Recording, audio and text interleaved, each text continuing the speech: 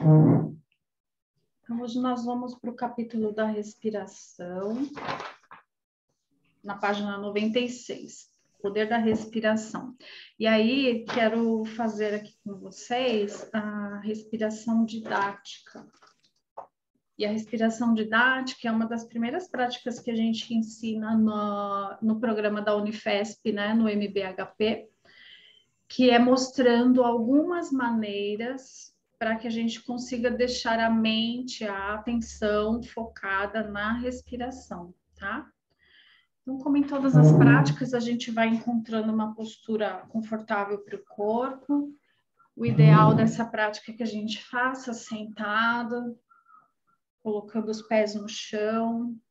Então, para todas as práticas de mindfulness, que a nossa intenção é cultivar presença, né? Então, é importante que a gente esteja com os pés no chão, coluna ereta, desencostada da cadeira. Se for possível, se não tiver nenhuma limitação, nenhuma dor no momento, desencostado.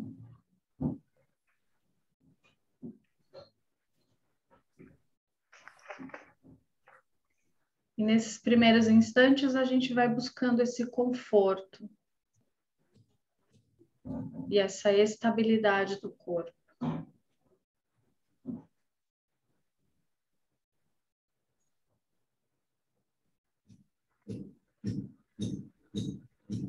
Aos poucos, vamos direcionando a nossa atenção para o movimento do corpo, enquanto a gente respira.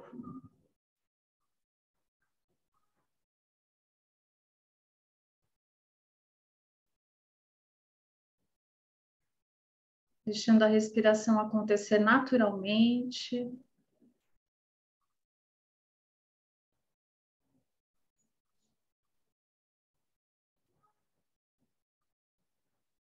Abrindo mão do controle.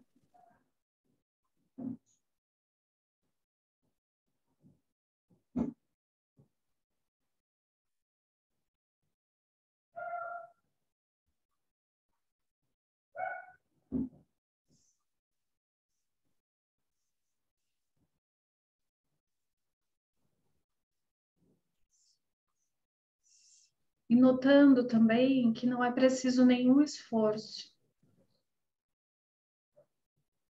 A respiração acontece naturalmente por si só.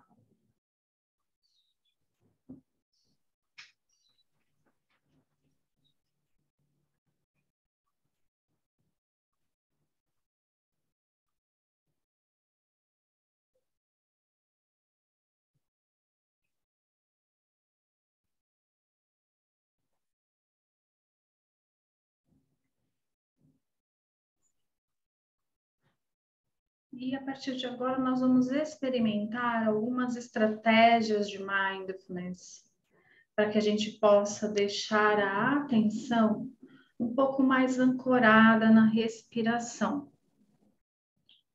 A primeira estratégia é colocar uma mão no abdômen e a outra no tórax. Suavemente, deixando a respiração acontecer naturalmente. E percebendo essa sensação do movimento do corpo enquanto você respira.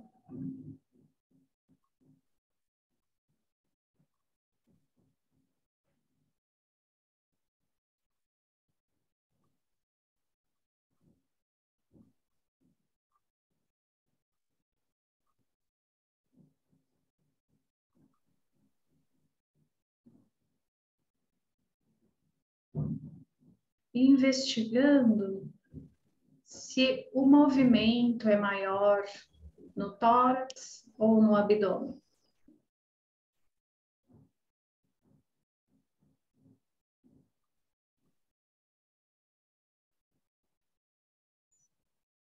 Não tem certo, não tem errado. Investigue a sua experiência, a sua percepção.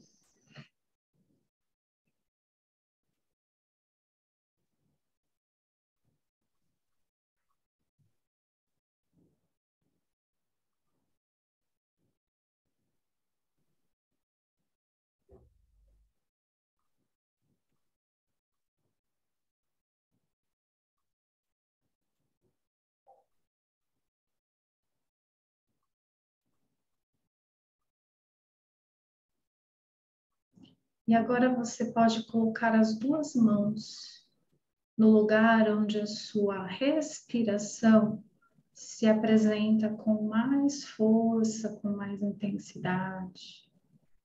Abdômen, o tórax. Se for igual, apenas escolha um local e deixe as duas mãos repousadas sobre esse movimento da respiração acontecendo no corpo.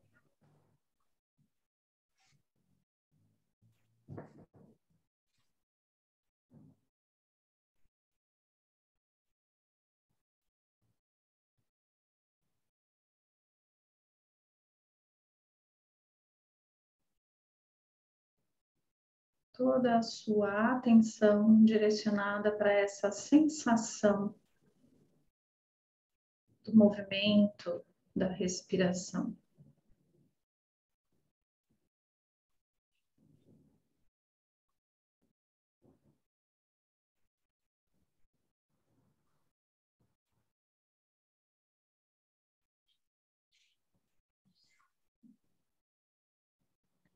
Continue observando a respiração nesse seu local escolhido. E se quiser, você pode descansar as mãos.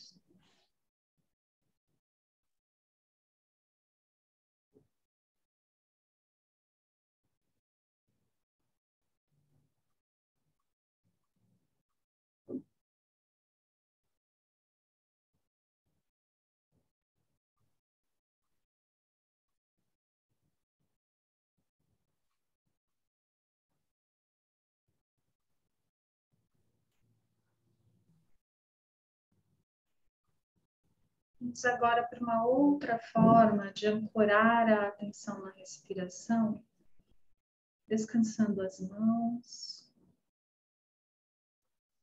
e nomeando mentalmente os movimentos.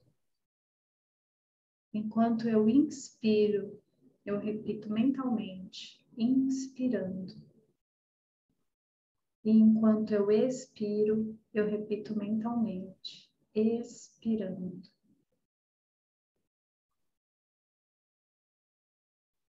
Permitindo o fluxo natural da respiração.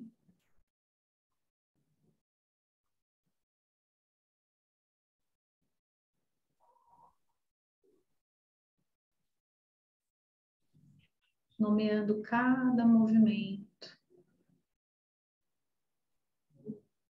Sem controle, sem esforço.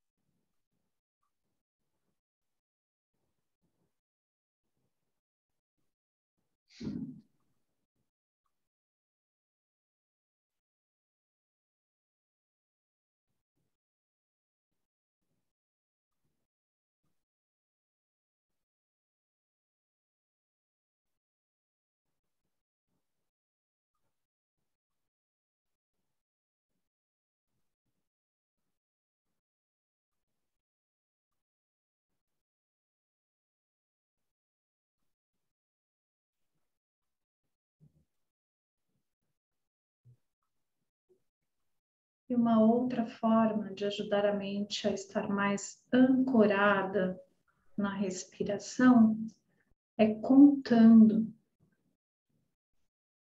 Inspiro, conto 1, expiro, conto 2. E vou seguindo essa contagem até 10. Pode ser que no meio da contagem eu me perca. Então eu inicio a contagem no 1. A intenção não é terminar o ciclo de contagem corretamente, mas ajudar a atenção a estar ancorada na inspiração e expiração. Vamos seguir alguns instantes em silêncio e cada uma fazendo a contagem ao seu tempo, respeitando o tempo natural da respiração.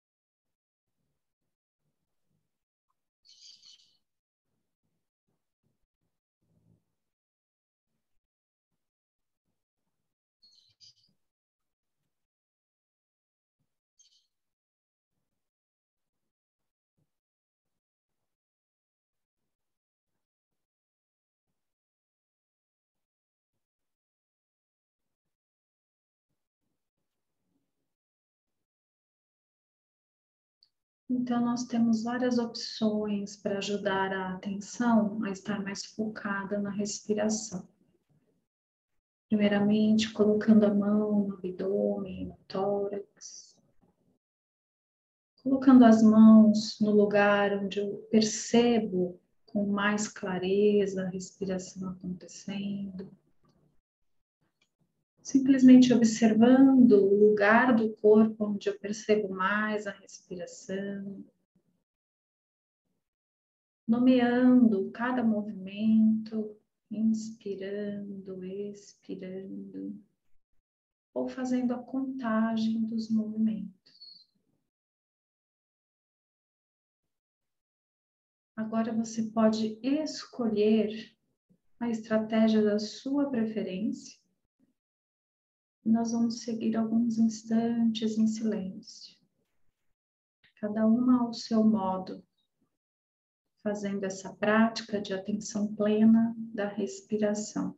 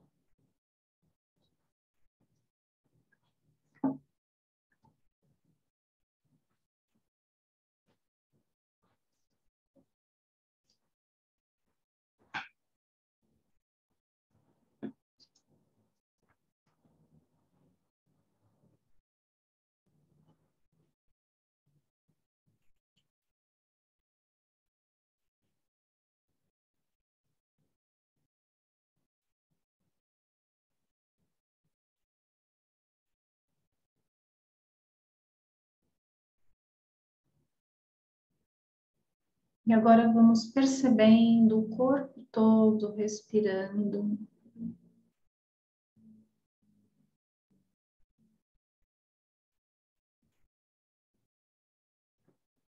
Percebendo as sensações do corpo.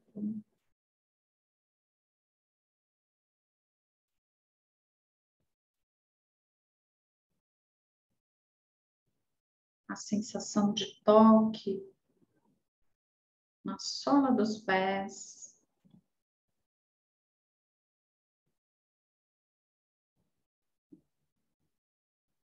sensação de toque das mãos.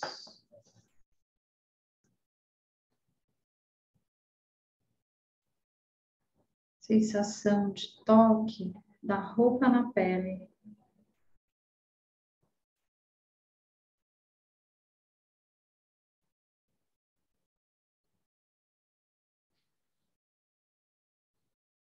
Ampliando o campo de atenção, incluindo sons ao seu redor.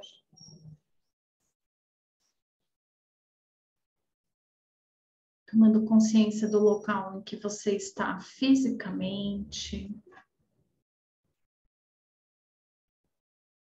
Do local em que estamos digitalmente.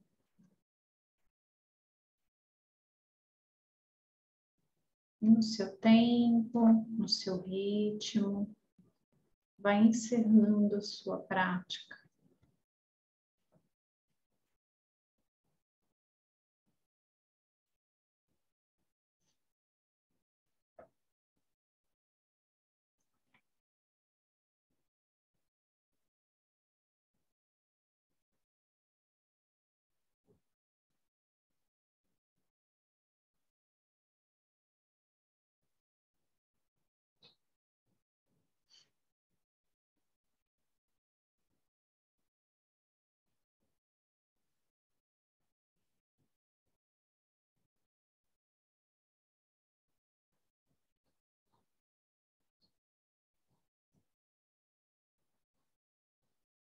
Tudo bem, meninas? O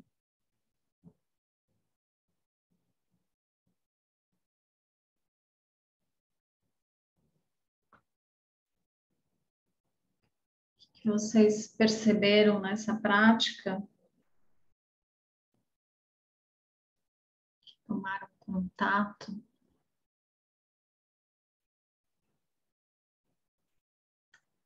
Eu fechei os microfones, tá? Por favor, podem abrir. Eu percebi assim que o corpo inteiro, né, vai respirando junto, né? E percebi também maior assim circulação na palma da mão.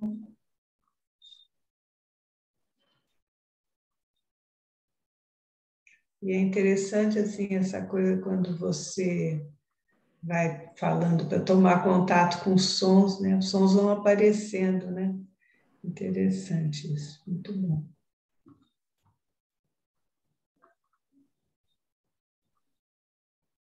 Isso tem a ver com aquela frase, né, do William James, né?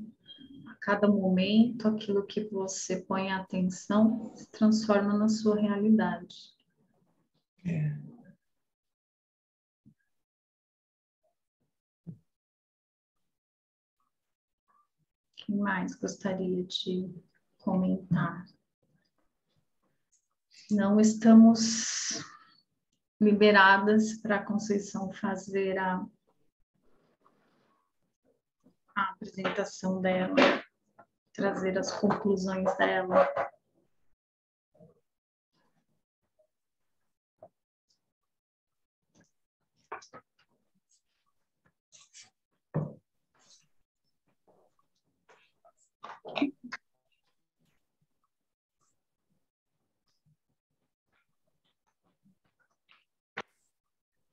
Vamos lá, Conceição?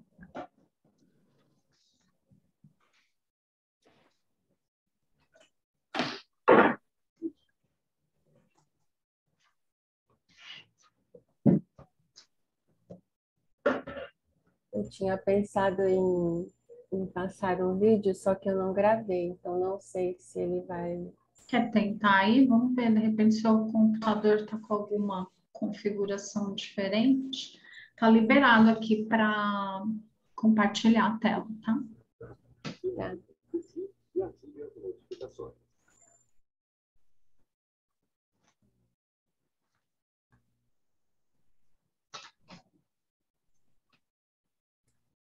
Então, como nós fizemos a prática da respiração com a Adriana, seria assim, porque o texto ele traz um pouco da fisiologia da respiração. Como é uma coisa que acho que a gente já tem um pouco de contato, né? Não é nenhuma novidade, mas aí eu pensei em passar o vídeo para a gente perceber como é que acontece no nosso corpo, né? Então vamos ver se eu consigo aqui. Eu acho que dá para compartilhar. Vocês estavam vendo o vídeo, mas não estavam ouvindo, né? Então, se for imagem, eu acho que dá para a gente ver, né? A não ser que tenha algum texto explicativo. Tá, eu tenho uma imagem. Acho que então é melhor esse outro aqui. Peraí. Bem que eu acho que dá para ver.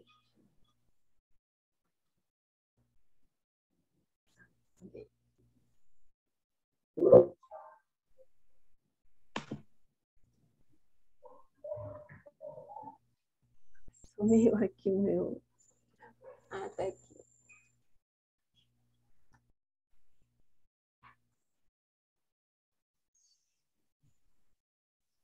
Estamos vendo. O ar deverá entrar pela boca, passando pelas paredes. Você consegue aumentar um pouquinho o volume? Eu estou ouvindo aqui.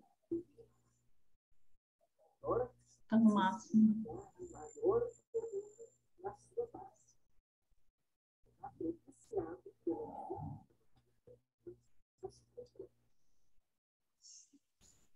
Pode deixar assim mesmo.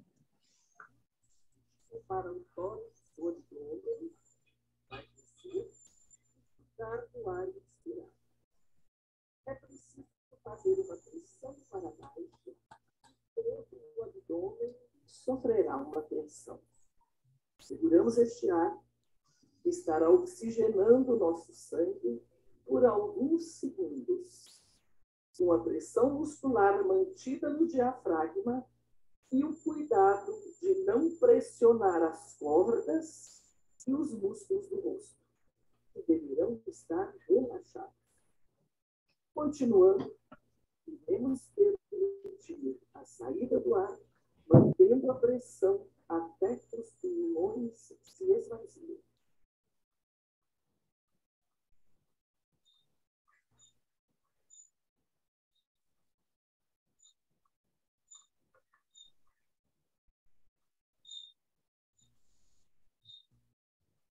Saiu. Oi?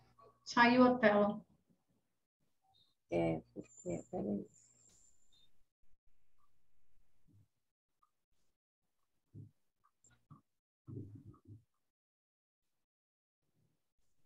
Olá, aqui é o professor Ezequiel. Hoje vou falar de forma resumida do sistema respiratório. Inscreva-se em nosso canal. O sistema respiratório e ative as notificações. Pela dispersão do oxigênio. Tem dois vídeos, peraí. E da eliminação do gás carbônico retirado das células. Ele é formado pelas vias respiratórias e pelos pulmões. Os órgãos que compõem as vias respiratórias são cavidades nasais, faringe, laringe. Confusão total. Uhum. É porque esse vai falar só da troca do oxigênio com o dióxido de carbono. Mas agora eu não sei onde que ele está, peraí. Na realidade não era aquele, sabe? Era esse, mas ele não entrou.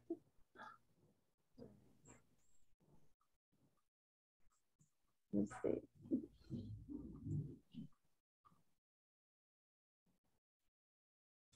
Perdi. Vamos ver se entra.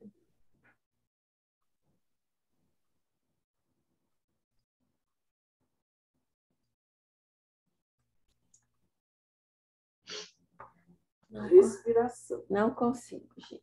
Tá O bom. ar deverá entrar pela boca e pelo nariz. Pode falar para gente o que vou era. falar. Traqueia e brônquios. Mas eu não estou conseguindo localizar o meu. O tórax se expandirá Ele em está maior falando e eu não volume sei onde ele na está. sua base. o que será propiciado pelas últimas costelas, as flutuantes. O diafragma, Só o um músculo minutinho. que separa o tórax do abdômen, Que a gente está ouvindo o som, o vídeo. é preciso fazer. É alguma coisa do meu computador, então, né? Que não está Não, desliguei aqui. compartilhando, porque o seu, eu acho que tinha que tirar do fone. Vou ver depois. Sabe o que? É lógico que eu tive que chamar o meu universitário, Anselmo. Aí, porque quando eu já tinha te falado, né? Estava com essa dificuldade. Daí, o que a gente fez? Eu coloquei a saída na tela auxiliar e coloquei a entrada aqui onde nós estamos. Entendi. Eu nem sabia se ia dar certo ou não, mas parece que deu. Deu né? certo. Então, isso deu certo.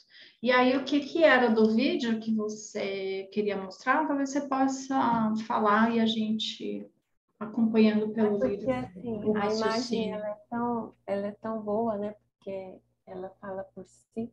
Mas, Uhum. então, o vídeo vai mostrar todo o funcionamento do ar entrando, então, o oxigênio entrando, daí ele vai, faz aquela troca nas células e devolve o dióxido de carbono, né? Uhum. É o que a gente faz, né? Inspira oxigênio e expira o dióxido de carbono, seria o tóxico, né? Achei bem interessante, mas aí ele mostra também o pulsar do coração, né? Que o texto traz como Uhum. sendo um dos elementos. Depois, se você Aí, quiser mandar o link para a gente lá no grupo, porque legal.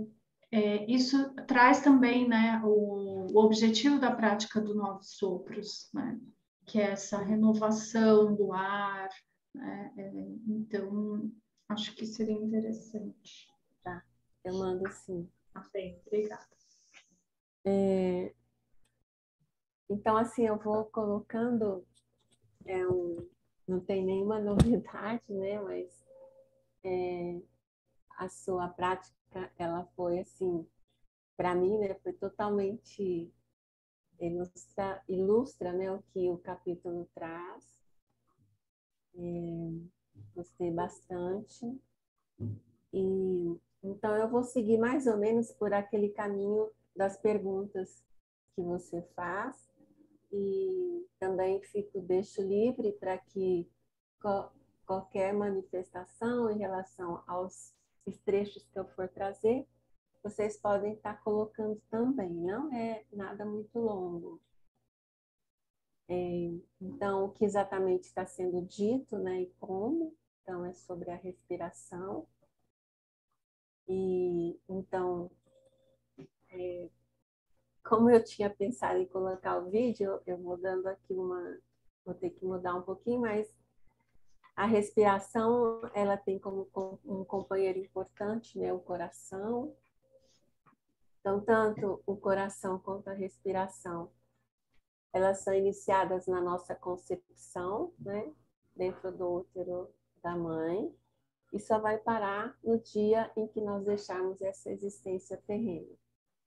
E esse ritmo da respiração que acompanha nossas atividades e sentimentos, né? Então, ele vai acelerar nosso esforço físico, diminui o nosso sono e nos períodos de relaxamento, que a gente consegue perceber a partir das nossas práticas de mindfulness.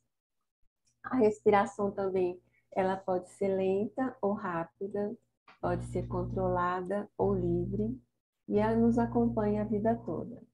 Então, e a respiração, ela desempenha um papel importantíssimo na meditação, né? Que é o que nós estamos treinando. Então, ainda dentro do que está sendo dito, e que a respiração desempenha esse papel importante na meditação, em que aspectos, né? Então, importante focar nas funções do corpo durante a meditação. Então, assim como nós passamos por essa experiência agora, E a gente percebeu, e até a Bel disse, né, que a gente respira o corpo todo, também no vídeo a gente percebe que o movimento ele não é só na entrada do ar, né? Quando entra o ar, a gente movimenta, apesar de ficar só até o abdômen, movimenta o corpo todo. E isso faz com que a gente se mantenha conectado com essa experiência de estarmos vivos e presentes, né? Isso nos acompanha com mudanças, né? A gente percebe mudanças, a gente tem uma percepção do que é ser flexível, né? Então, esse movimento pode nos levar a perceber essa flexibilidade. Porque não é algo que é constante, mas muda a cada momento. Né? A respiração são segundos, né? Aquele movimento todo do ar entrar e sair. E que a mudança do seu ritmo nos faz aprender sobre nossos estados emocionais. Entrar em contato com a respiração nos traz para esse momento presente, aqui e agora, que é um dos aspectos, né, que a Adriana também colocou como objetivo do treinamento, da prática que nós fizemos, né? Então, por tudo isso, a respiração ela é a âncora para a consciência do nosso corpo. Continuando ainda, né, um outro aspecto que o texto traz é que então, a respiração está linkada com a ansiedade, né? Então, quando as pessoas mostram essa dificuldade para respirar, né, que significa que elas não recebem o oxigênio suficiente, mas elas expelem esse dióxido de carbono em excesso, isso traz uma sensação de tontura, de pressão no peito, né? E traz todos aqueles sintomas de ansiedade, né? Então, a tontura seria menos oxigênio e mais dióxido. Achei interessante esse aspecto também. Mas será que é assim, deixa eu pensar, uma situação que acontece frequente comigo, né? Outro dia eu fui no médico, só para entender essa troca aí, e ele falou para eu respirar profundamente, aquela coisa de fazer o exame, né, nas costas, da estetoscópio. E assim, eu fiquei totalmente tonta. Na hora que eu levantei, eu quase não podia, eu tive que ficar sentada um pouco. O que será que aconteceu nesse momento, então? Você acha que não expirei o que devia, será? Adriana, você quer falar? O que você acha? Sim, pode ser isso, porque quando a gente vai, por exemplo, pensa na aula de yoga, na aula de pilates, que mexe muito com a respiração, né? E aí a professora fala, né, para a gente equilibrar inspiração e expiração para não hiperventilar. Isso. Ah, tá. Porque a hiperventilação traz a tontura, traz o enjoo, né? Então, então foi uma hiperventilação, né? Exato. Tem de dizer que, no caso da Elô, por exemplo, ela ficou mais gás carbônico no corpo, é isso? Porque a gente que está com esse negócio de máscara, né? Eu tenho labirintite, assim, de vez em quando eu tenho umas crises e tal. Faz tempo até que não.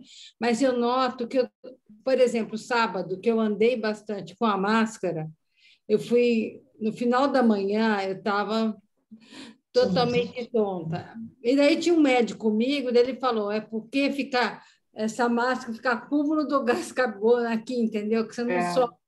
E isso pode causar uma tontura. Grosso modo, foi essa explicação que eu entendi. Né? Não faz a troca, né? Acho. Isso. Mas acho que é isso mesmo, Rogéria. Você ficou com acúmulo, né? Por isso que dá essa tontura. Acho que Adriana, a gente pode, nesses momentos, tentar respirar mais calmamente. Isso. Daí, né? E fazer essa respiração completa, né? Então, inspirar tudo que der, expirar tudo que der, né? Até o final. Porque também a gente faz no piloto automático, a gente faz essa respiração que é curtinha, né? Então, como é que a gente vai treinando também para essa respiração? Por isso, o 9 sopros, né, que a gente faz. A outra prática do MTI, que é observar todo o ciclo da respiração. Então, começo, meio e fim da inspiração, começo, meio e fim da expiração. Porque aí você não faz aquela coisa, né, meio do caminho, meia inspiração, meia expiração. Você faz ela o ciclo completo, né? E embora a gente traga essa questão no mindfulness de... Porque, por exemplo, quando você vai para a aula de yoga, ela ensina um jeito de respirar. Quando você vai no Pilates, ela ensina outro jeito de respirar, né? E dependendo da prática de... Vocês estão me vendo? Sim. Estão me ouvindo? Que apareceu aqui que a minha internet está instável. Deixa eu abrir aqui a porta, porque o vizinho começou a fazer barulho ali, o cachorro latiu, eu fechei. Eu estava falando desse ciclo, né? E mindfulness a gente fala para o respirar natural. Então, apesar da gente falar para respirar natural, não forçar, né? O que a gente está querendo aqui é também treinar a nossa mente para levar para a nossa vida diária esse não esforço, essa expressão natural na vida, como a Conceição trouxe também, né? Você está lá na prática, você está treinando a flexibilidade, né? Percebendo a flexibilidade do corpo e tornando a mente mais flexível para a vida, né? Mas, de qualquer forma, em alguns momentos, dependendo da intenção da prática, a gente vai trazendo não um certo controle, mas uma certa instrução de respiração, como essa do começo, meio e fim, né? E algumas que a gente fala, inspira até o final, expira até o final. Tem uma outra que a gente faz assim, inspira, vocês podem até tentar, né, enquanto eu vou falando, inspira tudo que dá, e você vê quando a gente está falando de respiração, a gente logo ajusta a postura, para deixar isso aqui livre, né? Aí os ombros para trás, para deixar o peito aberto, para a respiração fluir melhor. E aí você inspira tudo que dá. Quando você acha que foi o final, você inspira mais um pouquinho. Então vamos lá. E aí você solta lentamente. Então, naquele momento que parece que aqui está travado, você está com a emoção presa aqui, o choro entalado na garganta, ou a raiva, ou seja lá qual for a emoção, essa é uma respiração que ajuda a gente a aliviar. Porque depois que você faz isso umas 3 vezes,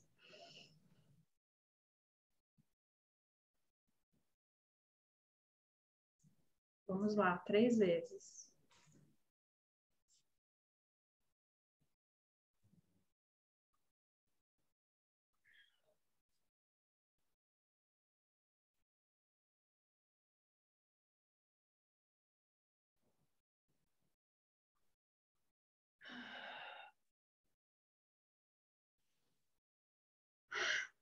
O corpo naturalmente dá aquela respirada mais profunda, aquela respirada gostosa que a gente... Ai, que alívio, né? E é incrível como a gente desaprende, né? Porque eu acho que a maioria das pessoas respira muito mal, né? Eu acho que não tem essa... A gente observa as crianças também, como as crianças não têm, né? Eu acho que também é um aprendizado, mas não tem essa respiração, eles não sabem, né? Às vezes eu brinco com os meus netos na cama à noite, vamos respirar, o sapinho, aquela história assim, e então eles fazem curtinho, né? Então, assim, como é mesmo um aprendizado, né? Porque é engraçado, não é uma coisa natural, né? Como a mente e o corpo estão funcionando em sintonia, né? Se eu estou com pressa, eu estou acelerado, ou eu estou com medo, ou eu estou com alguma emoção aqui, né? A primeira coisa que acontece é a respiração ficar travada. E aí a gente se pergunta, né? Como é que o ciclo contrário também está acontecendo?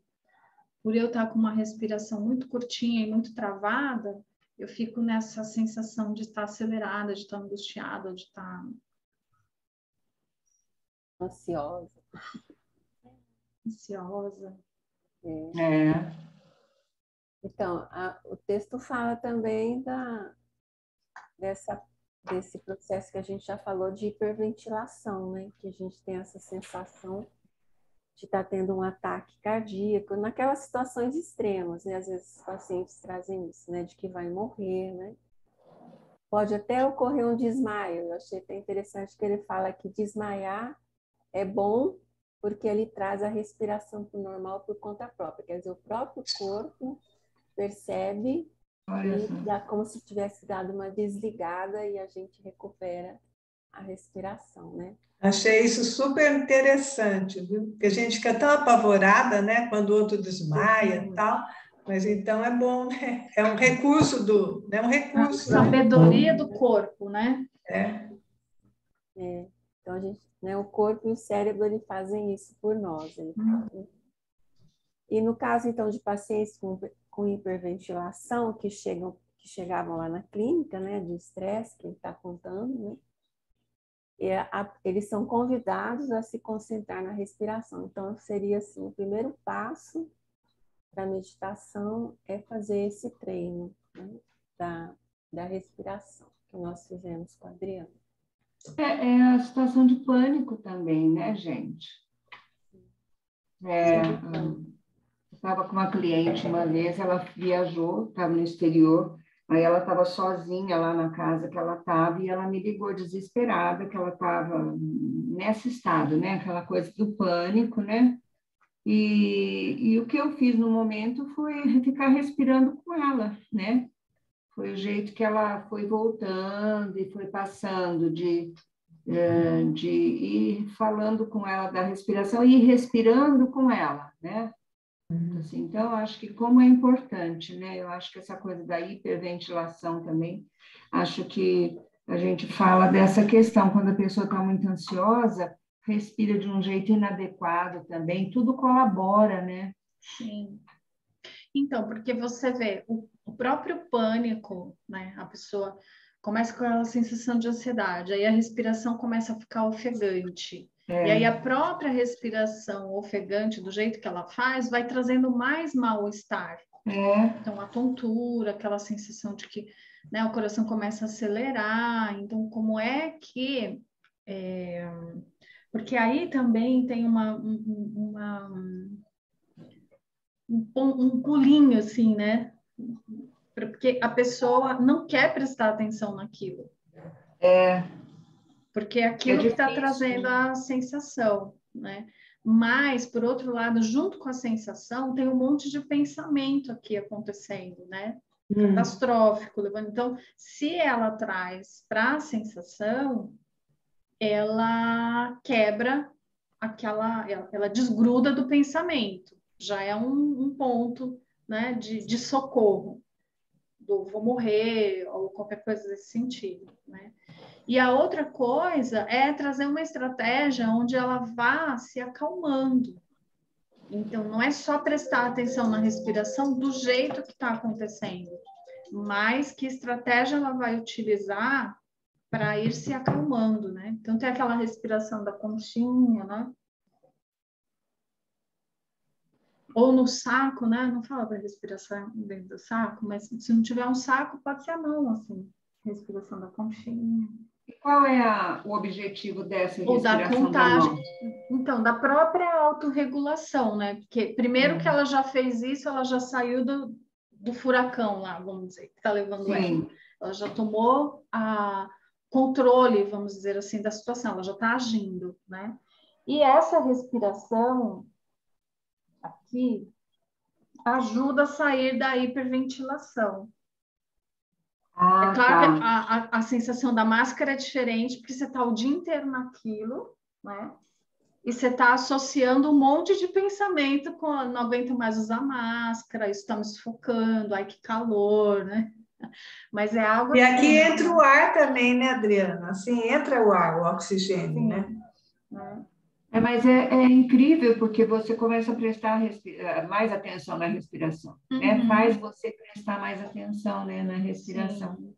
Uma coisa que eu já usei e eu acho que valeu, assim, que foi muito, fez muita diferença, ou seja, é contar, né? Porque a pessoa vai contar. Então, aquela coisa assim, contar até 10, né?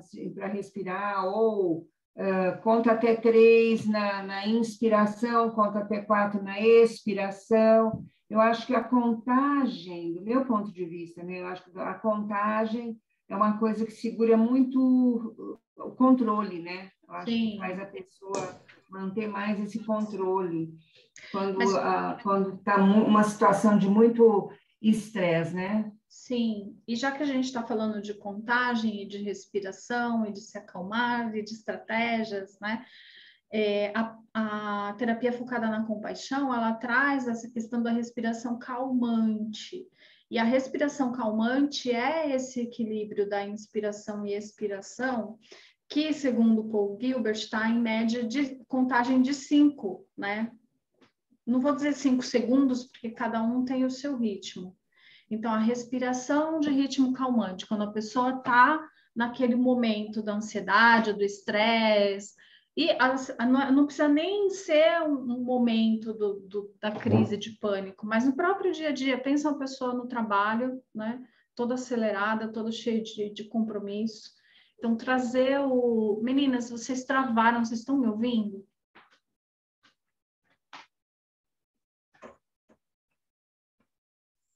Ela também. Travou aí para vocês? Sim, Não, de vez só em a quando, imagem. de vez em Só a quando imagem. trava, mas a gente continua ouvindo. Tá aparecendo aqui mensagem que a minha internet está instável. Agora voltou, né? Sim. Tá. Então, é a respiração de ritmo calmante, ela inspira contando 5, expira contando 5. E aí, a gente possibilita a pessoa tornar isso mais natural ainda, ela investigando se o 5 é confortável para ela, ou se ela precisa que seja 4 ou 6, mas ele diz que a média é em 5. E aí ela fica por alguns instantes assim, né? O ideal, alguns minutos. Inspira contando 5, expira contando 5. E aí, depois que fica um tempo assim, né, contando 5, inspirando, contando 5, expirando, traz a intenção de se acalmar. Então, inspirando, eu acalmo meu corpo, expirando, acalmo minha mente, ou inspirando, acalmo minha mente, expirando, acalmo meu corpo. Porque tudo que é preciso nesses momentos é aprender a se acalmar, né?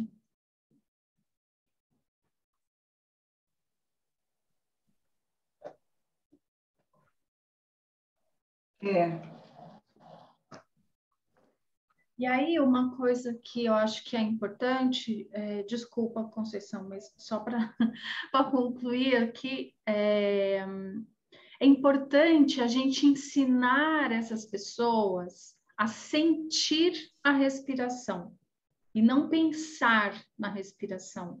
Porque é isso que vai ajudar a pessoa. Por exemplo, tem muita gente que fala assim, prática de mindfulness para controlar a ansiedade. Aí bota a pessoa lá para ficar prestando atenção na respiração e a pessoa fica mais ansiosa. Então, tem que ter um manejo de como a gente ajuda essa pessoa a perceber a respiração dela, sentir a respiração dela e ajuda ela a entender como ela vai acalmando essa respiração.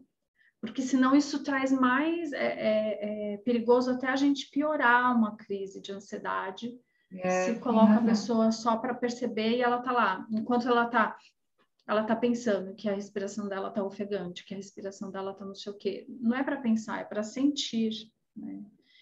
E talvez a gente possa até pedir para a pessoa descrever. Como é que você está percebendo a sua respiração agora? Ela vai falar, tá ofegante. Não. Para o corpo, qual é a sensação? Qual é a sensação na narina? Qual é a sensação na boca? Qual é a sensação no tórax, no abdômen? Tem alguma? E nos ombros? como é esse vento, né, da respiração que entra e sai? É quente, é frio? É essa investigação bem sensorial que vai ajudar a pessoa a sair da crise. Ou pelo menos ter uma gestão, né, naquele momento.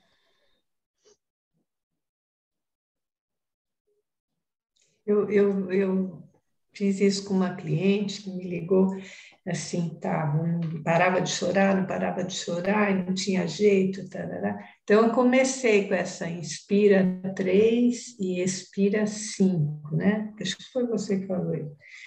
Então, ela parou um pouquinho, ela parou acho que 1 minuto.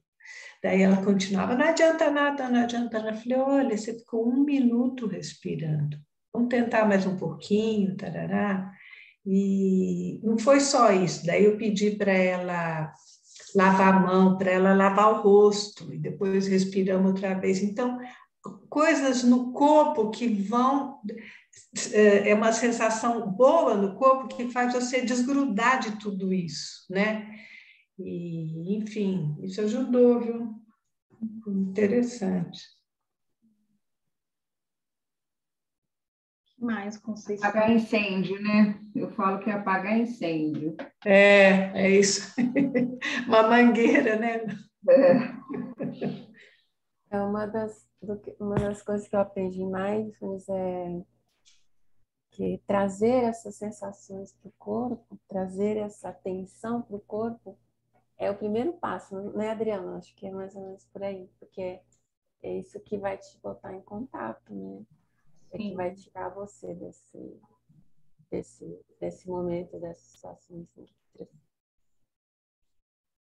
O texto, ele traz também, sobre a hiperventilação, ele traz um exemplo. Eu não sei se vocês querem que eu fale sobre o exemplo, né? Mas eu trouxe... É legal, legal falar. Acho que é interessante. E, então, é um bombeiro, né? Que tinha os sintomas dele quando ele tinha que atender o incêndio, que ele ficava com a respiração rápida, superficial, ele não conseguia vestir a máscara e, na realidade, ele não estava conseguindo, né, fazer o trabalho dele. E aí ele foi convidado para ir para esse grupo lá do Jon Kabat-Zinn. Então, na primeira aula, ele relutou muito e pensou até em sair correndo da aula, né? Mas aí ele conseguiu, né, se obrigar a praticar todos os dias da primeira semana. E apesar do desconforto e do medo, né, ele focou na respiração, tinha a tontura, inclusive. Então, após essa prática de 2 semanas, então, durante o escaneamento corporal, ele conseguiu já colocar a máscara, já estava conseguindo entrar em edifícios em chama, né? Então, a partir da própria experiência direta, ele percebeu que a respiração não era uma inimiga dele e que era possível até mesmo usá-la para relaxar.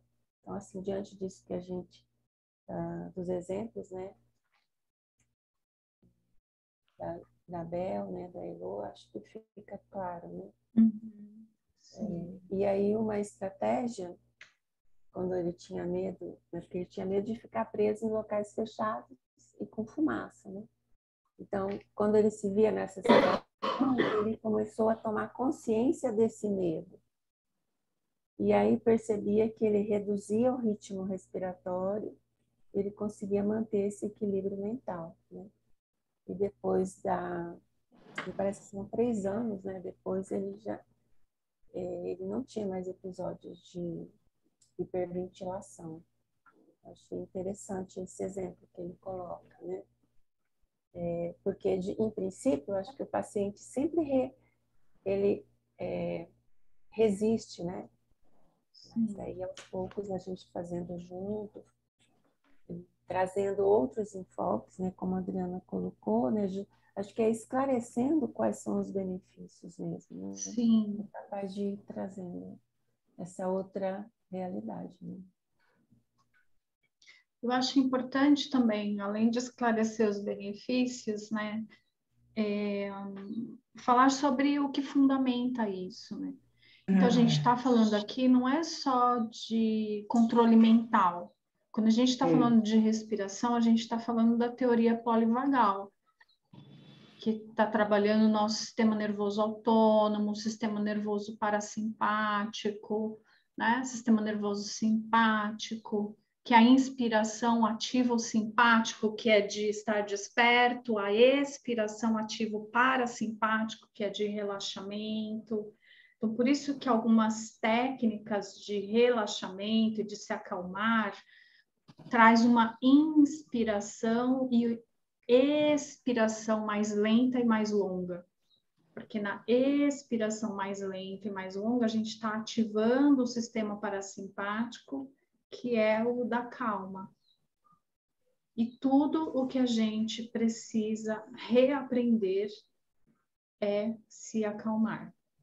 E aí a gente vai vendo também, né, como é que estudar tanto a teoria polivagal quanto a esses novos estudos, esses novos apontamentos sobre o trauma é importante. A teoria do apego, né? Então, como é que essa pessoa hoje adulta na nossa frente, estressada, cheia de raiva, cheia de mágoa, né? Como é que ela aprendeu a estar na vida? Como é que ela aprendeu a se acalmar? Ela aprendeu a se acalmar? Ou a vida inteira ela foi ensinada a se apressar, a correr, a estar em alerta, calma, né? Tudo vai dar errado, não se preocupe que tudo vai dar errado. E a pessoa tem essa mente, né, apegada ao problema, apegada à negatividade, pensamentos de catastrofização, não porque é só uma questão dela, mas porque a história da vida dela foi colocando ela sempre em problemas, sempre em sofrimento, né? Como é que essas pessoas que dissociam, né, não têm emoção nenhuma, não se conhecem, não sabem as emoções que sentem, né? Por quê? Né? Por que desenvolveram essa estratégia de dissociação? Porque todas as vezes que tomaram contato com emoção, foi de sofrimento, foi difícil, né? Então, é melhor não sentir nada. Então, tem muita coisa aí para a gente olhar e que a gente pode ir trabalhando simplesmente, olha só, né? Simplesmente ajudando as pessoas a respirar. Adriana, a teoria polivagal, a gente acha... No YouTube tem alguma coisa? Tem bastante coisa no YouTube. Bastante coisa. Bastante coisa. Tá? Stephen Porges, deixa eu confirmar o nome, peraí. Isso mesmo, Stephen Porges, ele é o autor, né, o teórico dessa teoria. É Stephen Porges com P ou B? Eu vou colocar aqui para vocês um link, peraí.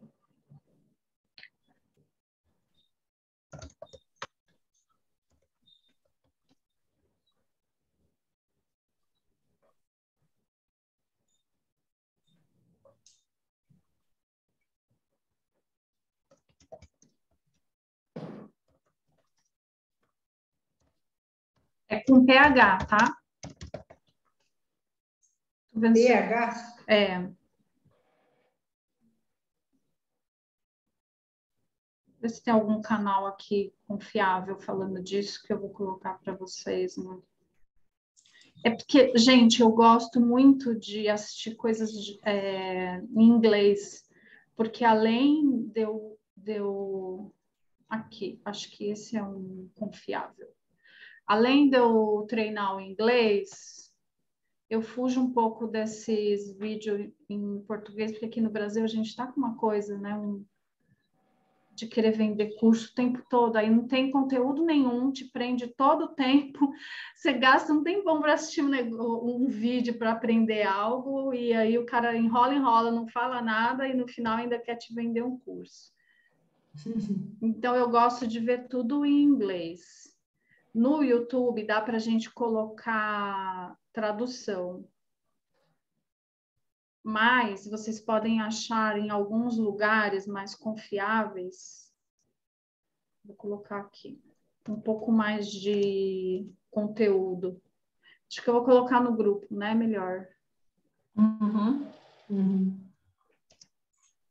Aí, a partir desses daí, vocês vão pesquisando mais coisas, tá? Tá, muito obrigada. Isso é fundamental, né, gente?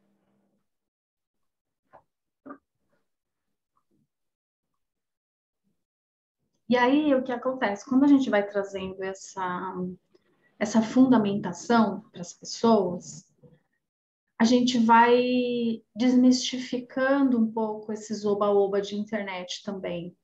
Então, essa coisa de calma, respira, ficou muito banalizado. E às vezes, assim, eu tenho uma pessoa que eu atendo, ela fala, ai, me irrita quando as pessoas chegam e falam para mim, calma, respira, porque agora, assim, tudo fala, calma, respira. E aí, quando você fala para a pessoa respirar, né, fala, não aguento mais as pessoas me falando para eu respirar. Então, a gente traz a teoria, mostra para ela por que que é importante a respiração, por que que é importante ela se acalmar, o que acontece com a mente dela quando ela se acalma. Então, aquela teoria do Paul Gilbert, né, do sistema de regulação emocional, que a gente está falando para ativar mais o verdinho, que é o da calma, da segurança, tem tudo a ver com respiração também. Então, acho importante a gente trazer essas argumentações para as pessoas perceberem que é fisiológico, né? Tanto ela ficar no estresse, na ansiedade, é fisiológico o que ela está fazendo no corpo dela, quanto se acalmar também, né?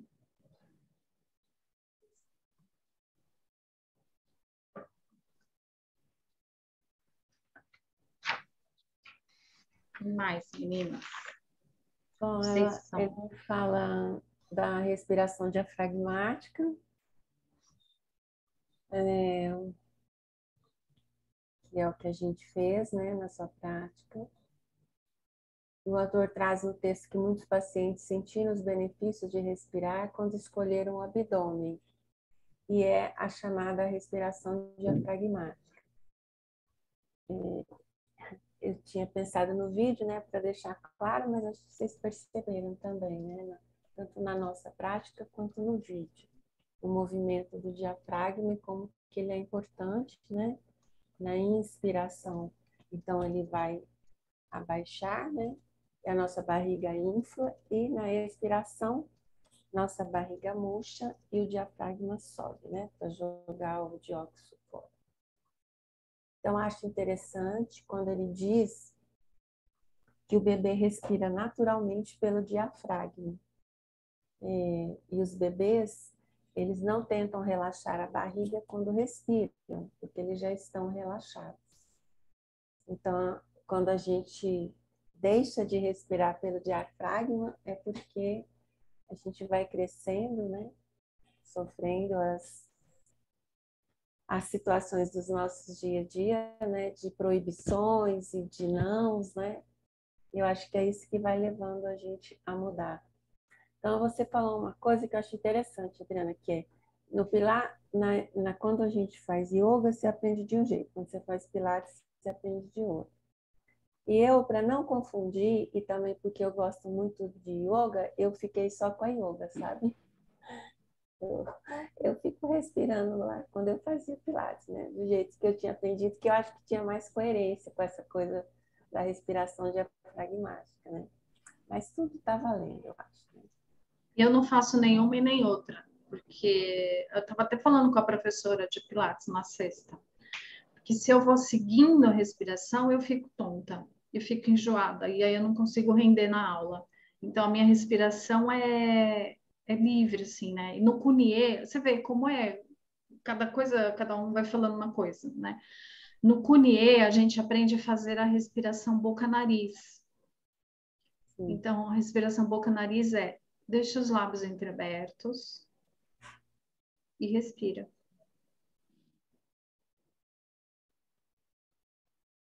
E aí você vai percebendo que a respiração, ela entra e sai pelo nariz e pela boca. Sempre achei difícil fazer isso. Para mim é o mais fácil e o que eu não passo mal. Se eu fizer essa respiração no Pilates ou na yoga, eu não passo mal. Se eu fizer essa respiração me dá tontura. Uhum. É. Então e aí a gente volta para o mindfulness. Qual é a respiração natural para você? Como você gosta? Como é que você se sente bem? E cada um encontra o seu lugar de conforto na ilha. Exato. Eu acho que isso é importante a gente falar para os pacientes também, né? Mas é que eles respiram tão mal, a gente tem que tentar primeiro ensinar alguma forma, né, que possa ajudá-los. Né? Eu acho que tem duas...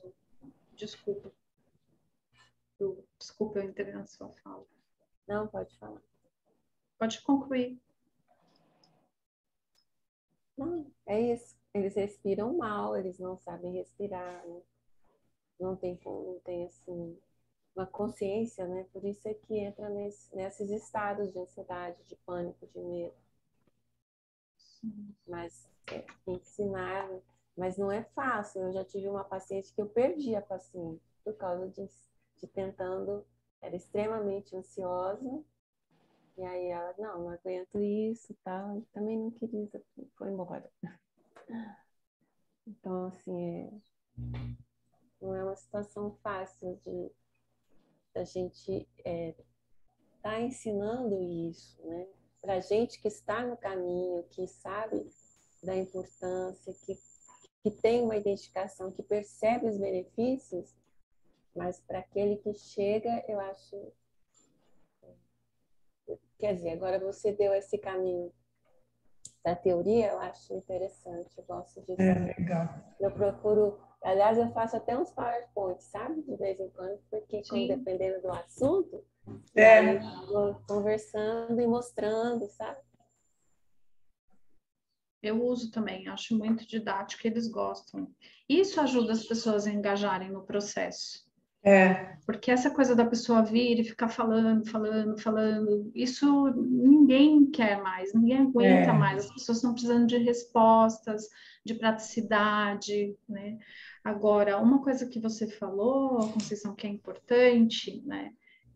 Você falou, eu perdi uma paciente por causa disso, estava tentando ensinar e tal. Então, isso também tem a ver com o que a gente estudou no outro livro, né? De como é que a gente vai nessa presença e dentro, claro, do plano terapêutico, né, que a gente está vislumbrando para aquela pessoa, entender o que é oportuno e como é oportuno, porque às vezes realmente a pessoa está tão ansiosa, tão agitada, às vezes tão cheia de raiva, tão cheia de tudo, né? Que você fazer ela parar e prestar atenção na respiração é muito difícil para ela. Falar, né? Então ela precisa extravasar. Aí você traz alguma coisa do corpo, né? Então, no Mindfulness do programa de 8 semanas, tem um momento lá, uma sessão do corpo, né? Que a gente traz movimento e tal. Tem uma que eu gosto que é do banho. Então, vamos tomar um banho aqui, né? Sem sabão, sem água, sem sabão.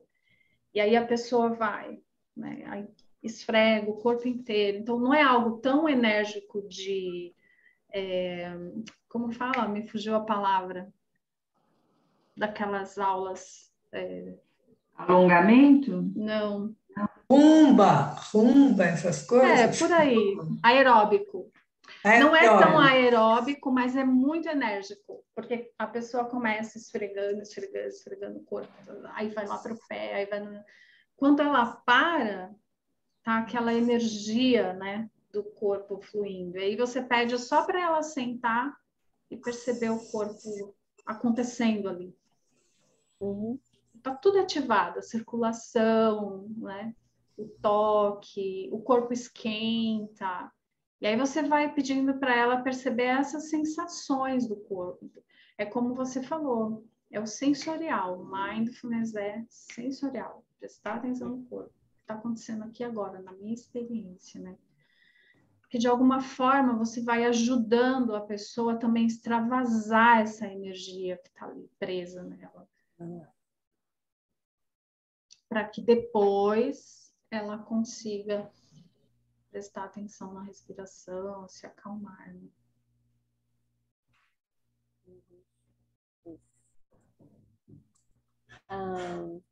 Então, o que eu achei também interessante, que é até na página 107, ela traz assim, né, que... acho que eu pulei. Só para terminar, da respiração diafragmática, tem uma pergunta. Então, ele pergunta, por que a respiração, que afinal sempre existiu, teria de repente se tornado tão importante e tão valiosa? Então, acho que a gente vem conversando sobre isso, né? Então, a resposta que ele dá é: quando se começa a meditar, a respiração deixa de ser apenas meditação.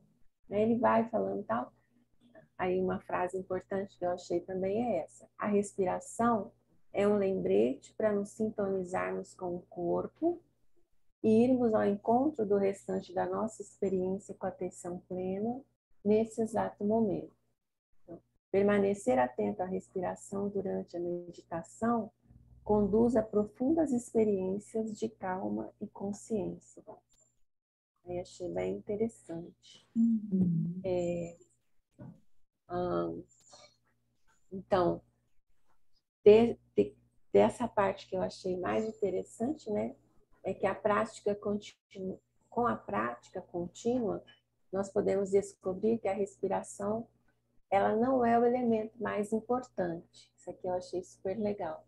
Mas a tomada de consciência é o mais importante.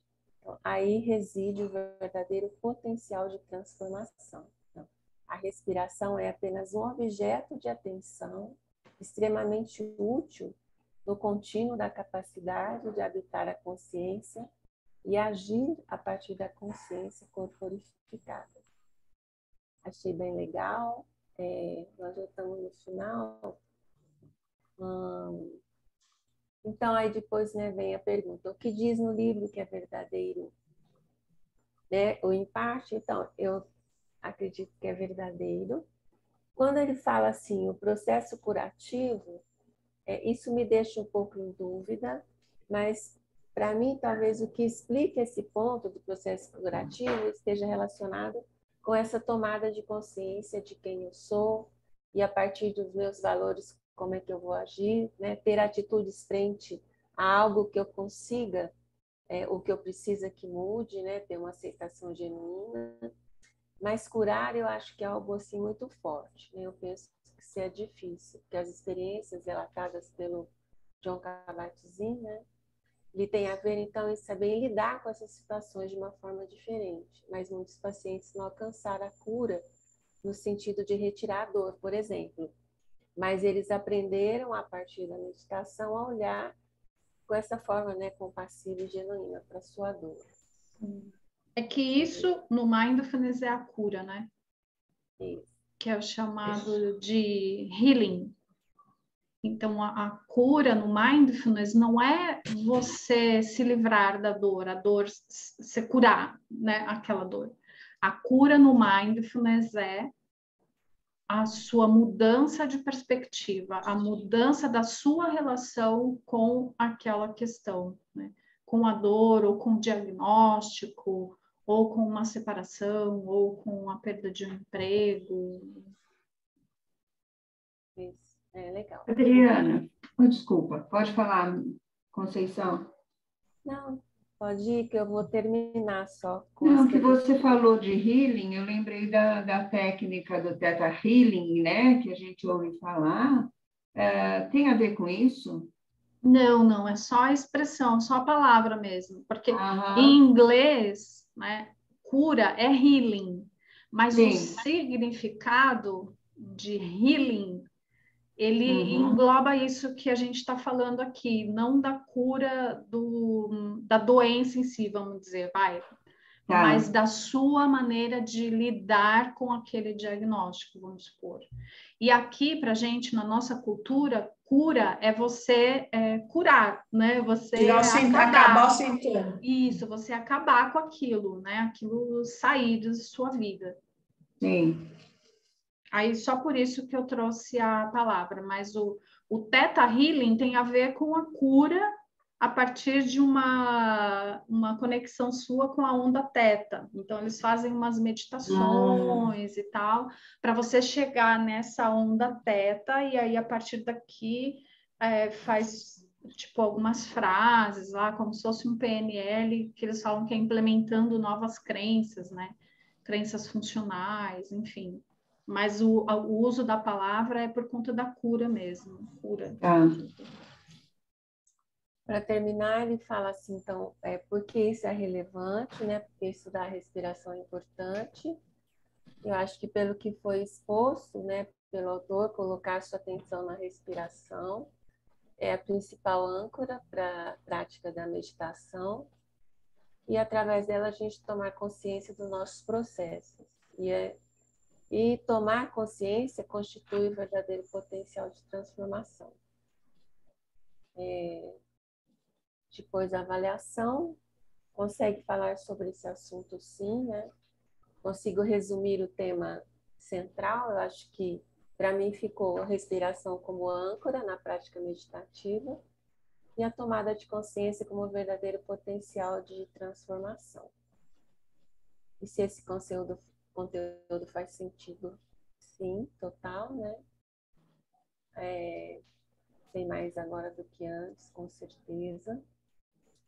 E aí ele fala das leituras. Você trouxe 2 livros e eu deixaria mais 2. Um deles é Aceitação Radical, da Tara Brach, que eu acho muito, muito legal, principalmente para a gente que está como terapeuta, né?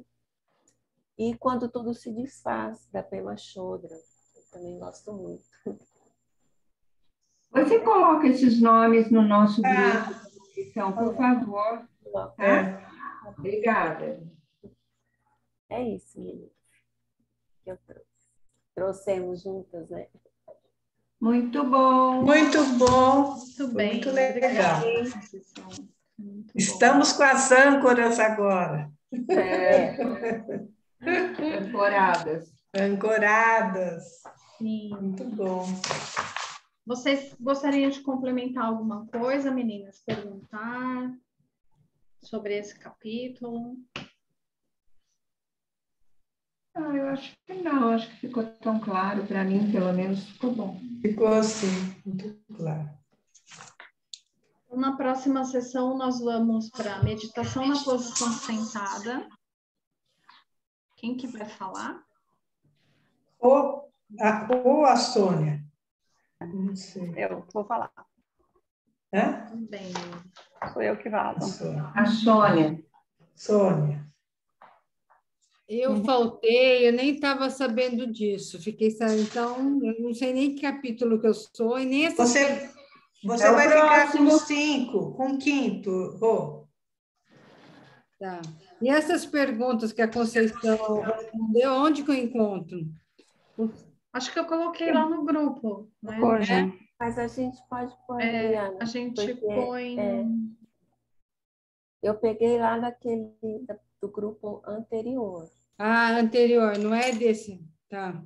Mas Porque eu não achei nem no grupo, nem na aula. Eu estou procurando essas perguntas aí. Rô, eu mando para você. Manda até aqui o caderno. Você pode colocar lá no grupo de novo, Bel, por favor? Oi. Tá bom, obrigada. Obrigada. Muito bem, é isso, meninas. Então, olha, para essa quinzena, lembrando que você não pode exigir do seu paciente, cliente, mais do que você próprio está fazendo. Vamos praticar meditação, mindfulness, atenção plena na respiração, tá bom? Seja lá como você prefira fazer isso. Você conhece, Adriana, você conhece alguma escola que tenha isso como prática inicial da aula? Sim, eu tenho pensado muito que as escolas, como, né, porque a gente vê tantos ganhos, né, na questão do aluno que já começa uma aula também mais relaxado, né? Com condições de já com melhores condições para aprender, para estar na aula, no envolvimento, né? Sim. Eu sei que o Rodrigo ele trabalha com isso, né? Mas eu acho que é através de uma escola, uma ONG. Não sei se ele tem divulgado esse trabalho assim, dá vontade de mandar um estudo para todas as escolas, né? Sim, existem já muitas escolas, né, que fazem esse trabalho. E aí, assim, tem algumas escolas que são particulares, porque elas contratam, tem alguns instrutores de mindfulness que trabalham especificamente com crianças e tem o negócio mais voltado, né, para escolas. E tem alguns instrutores fazendo trabalhos voluntários em escolas públicas, né? Em ONGs. Tem algumas pessoas fazendo trabalho voluntário em comunidades, então estão levando para as crianças, professores em comunidades. Tem bastante coisa acontecendo de mindfulness no campo da educação, mas ainda é pouco, né? Precisa mais. Com certeza. Eu posso falar, eu sou voluntária, eu moro aqui em Goiânia, mas eu sou voluntária de uma escola em São Paulo. É um centro que trabalha com jovens em vulnerabilidade, sabe? Tá. Eu tô em Jabaquara, não me lembro o bairro. Então, nós somos vários, inclusive todos formados lá pela MTI, eu acho. E a gente, foi a convite do Rodrigo mesmo, e a gente está dando aula lá. Então, eu dou aula uma vez por mês de mindfulness. Não, é meditação e autoconhecimento. A gente não usa legal. mindfulness lá, sabe? A gente usa atenção plena, né? Essa aula é para os professores ou para os Não, alunos? os alunos. Esse ano, nesse semestre, eu estou com adolescentes só, de 15 a 17. Que legal. E também eu fiz um curso na Mind Kids, conhece? Sim. Então, a Mind Kids ela é exclusiva para escolas. Mind Kids de criança? Achei interessante também. Sim. E tem muita coisa para fazer, né? Eu também já fiz numa escola aqui, perto de casa, porque eu tenho uma formação também de educação em valores. E aí eu juntei mindfulness e educação em valores e estava levando, assim, para essa escola. Mas, assim, na minha experiência, eu penso que, é claro que todo trabalho é fundamental, mas eu acho que seria muito mais relevante se a gente levasse para os professores, para que eles fossem multiplicadores na sala, né? Porque, assim, e foi escola pública, eu fiz voluntário, tive algumas experiências bem frustrantes, assim, com a própria equipe da escola, com professores, daí eu ficava me questionando, o que eu estou fazendo aqui, né? Estou ajudando as crianças estou ajudando elas a lidarem melhor com esse tipo de professor, né? Mas a gente precisa também ajudar os professores, né? E eu estou falando assim, né? Esse tipo de professor parece uma linguagem meio hostil, desculpe, mas é porque eles também estão em sofrimento, né? E agora com essa coisa de pandemia, enfim, estão se adaptando aí com um monte de coisa, né? Acho que o pensamento é, mais uma coisa para a gente fazer. Foi exatamente isso, porque eu me ofereci para fazer para os professores, eu me ofereci para fazer para os pais, porque as crianças também chegaram contando umas histórias assim, né? Mas, enfim, é muita burocracia, muita dificuldade, muito empecilho. Não, porque os pais não sei o quê. Não, porque os professores não querem. Não, porque não sei o quê. Então, Não tem tempo para isso, eles falam. Exato. Não tem É um tempo. trabalho Qual é o horário que vai fazer? necessário, exatamente, mas que ainda precisa de muita sensibilização para que eles entendam a profundidade disso, a necessidade, e o quanto isso pode ajudá-los, né, na vida Acho que teria pessoal e que entrar no profissional. currículo mesmo, sabe? Assim, se a gente tivesse alguém que pudesse convencer ou perceber o quanto que é importante numa esfera acima, né? E Estadual, aí seria interessante.